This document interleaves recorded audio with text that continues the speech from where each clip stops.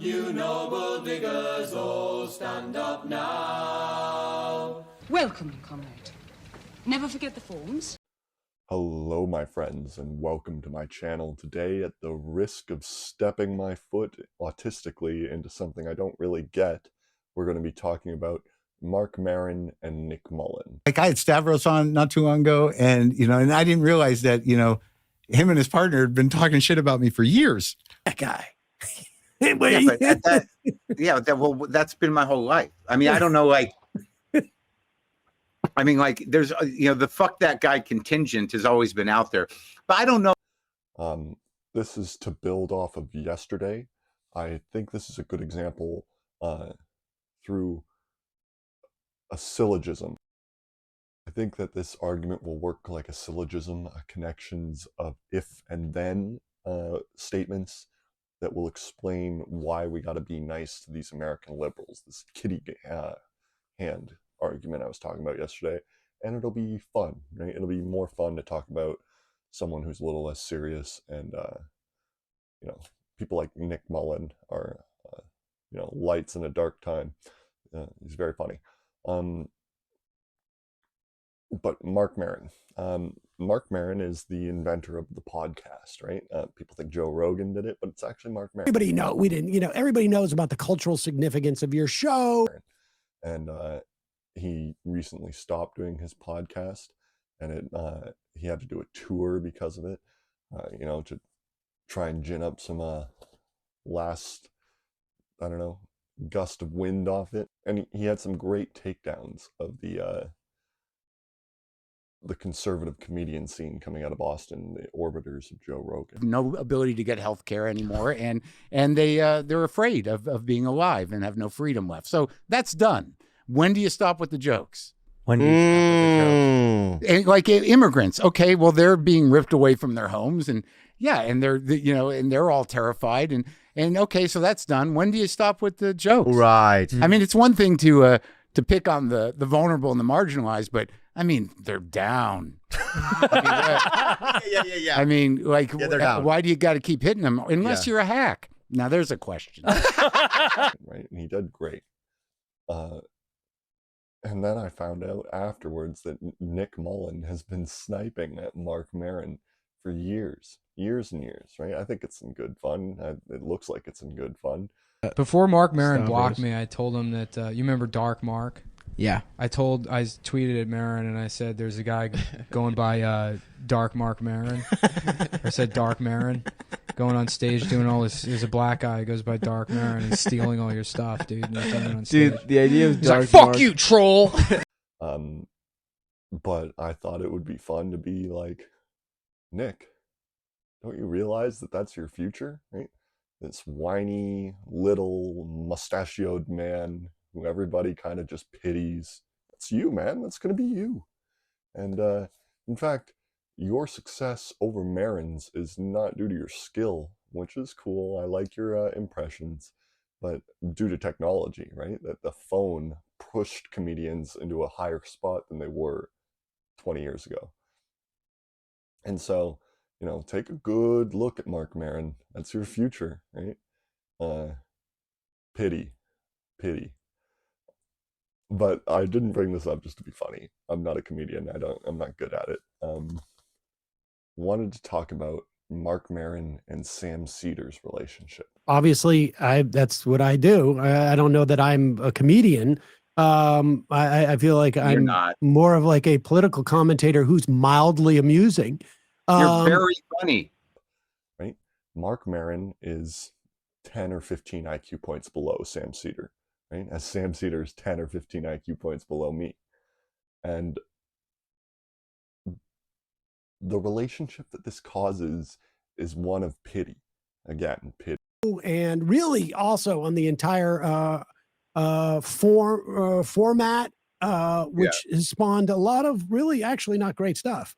But I'm not going to hold you responsible for that. You're not responsible for, Yeah, I just made it seem like anybody could do it, and they did. Yeah. And now they're ruining the country.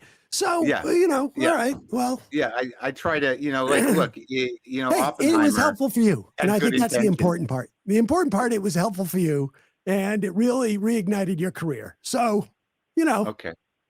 Yeah. American democracy, with, small price to pay. For my mental health and my success. That's exactly right. Yeah. Exactly. And so I'm glad you framed it that way, because that, just right on the money. Right? That Sam Seder is always trying to gently coax Marc Maron into something that he finds more acceptable. Marc Maron gets to be himself, and Sam Seder has to play parent.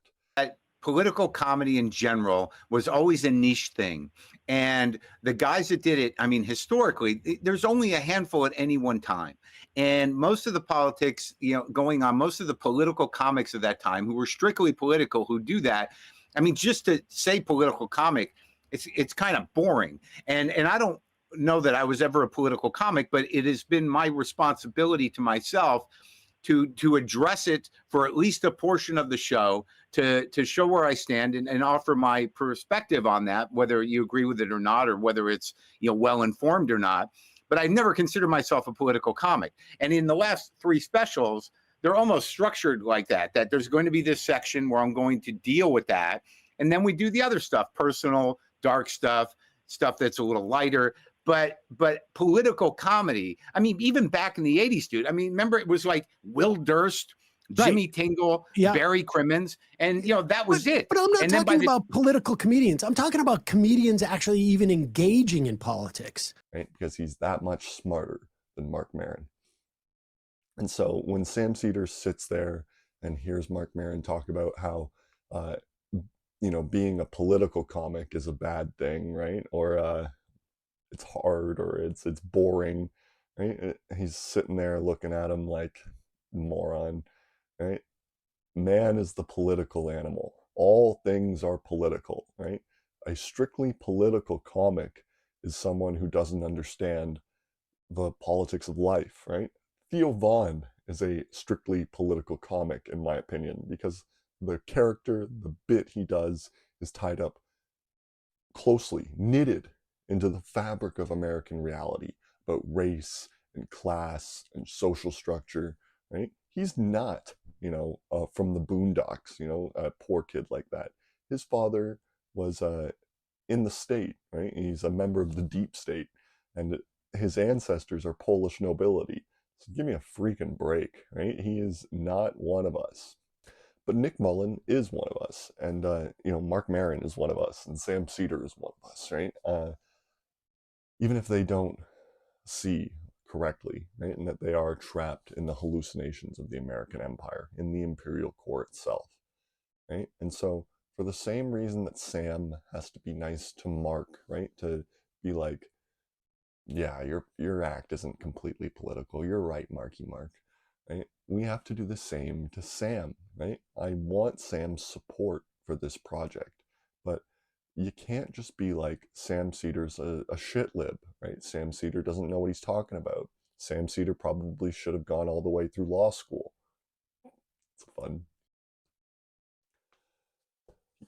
I blew a little bit yesterday of my Rome metaphor. I'm going to blow a little more here. The Italian allies, right? The Italian allies got less than half the spoils, right? Less than their share of spoils of war. They had to fight. They couldn't vote, right? But they were socially basically the same as the Romans, right? That they had the same society, right? And so I think about the Roman Empire way more than every day, right? I think about it as every thought, right? And it has infected every thought that I have. And so I look to myself in this old world, right? I try to identify a archetype, a character, a class position that is who I would be in this Roman world, right? And I look towards the southern end of the peninsula, right? The later conquered portions where Latin was not native, and there were perhaps some other races involved or other peoples involved. And I think that I would be a socii extraordinari, which means a socii, a social, an ally, right, of an upper middle class, right? So you have to fight like a legionary, like a princeps, principe, or triarii. and that's where you would fight in the battle line. And that's my place in that ancient historical society, right? And so how would that person have stopped the social war, right? You have to get people on side in Rome, right? What they did historically was band together and fight the Romans, and the Romans mobbed them, crushed them, right? And so I have to go on bended knee to this Sam Cedar figure.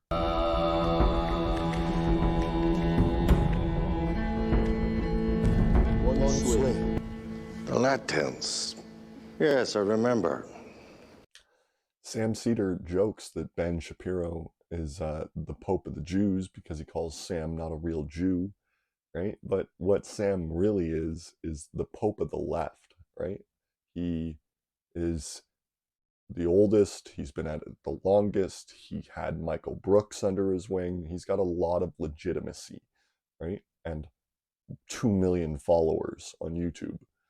So yeah, you have to be polite to these people. Bad Empanada has no claim to the imperial core, and so has no ability to invoke revolution in those corners, right? Nobody will listen. Nobody will take him seriously.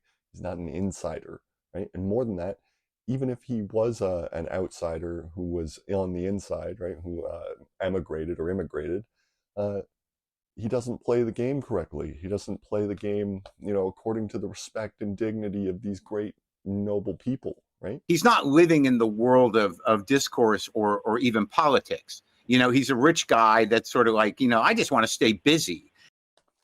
So anyways, I hope Marc Maron starts to really tee off at Nick Mullen back along these lines. That'd be a really great development. And what's this kid sniping at me for? Doesn't he see his future within? Doesn't he know that the whiny little brat he is today will be the whiny old man of the future like I am? It requires an engagement with the narrative. And then, once you sort of parse that, how do you make that funny? Comedians in general, I'm not saying all of them, but they're and most people now, they don't have a big picture. They have a reactive engagement with bits and pieces of shit that, pop their endorphins, and then they repeat clickbait. And yet the depth of it is not understood. And now you have comics. The other shift, too, with the right-wing political comics is that there's a blurring of the line of comic and commentator or influencer. All of a sudden, within the last 10 years, you have comedians who are like, talking about, China relations. Yeah, so anyways, I just wanted to conclude this bit by saying that the rules of the game can be meted, right? Played upon, manipulated, but they can't be outright refused. They can't be outright spit on, right? And I feel that's what Bad Empanada is doing, that there is a hierarchy in this Roman world, right? And this Roman world has the military power to destroy the rest of the world. And so therefore a lighter touch is needed in order to pickpocket or in order to lockpick the social power within the imperial core. Thank you. Have a good day. It damn well hurts. Certainly it hurts. Well, what's the trick then? The trick, William Potter, is not minding that it hurts. Hello, you've made it to the end of the video. Thank you. This channel has one mission: to prevent civilizational collapse associated with climate change, to prevent 100 million refugees by 2035, to stop 7 billion from starving to death by 2075. And we will do this through one main vehicle. We mean to unite the Anglosphere. We will do this by convincing the Commonwealth of His Majesty King Charles III to apply for statehood as one. And then with this new power, we will be able to negotiate in good faith with the rest of the world on how to tackle this crisis. Thank you and enjoy.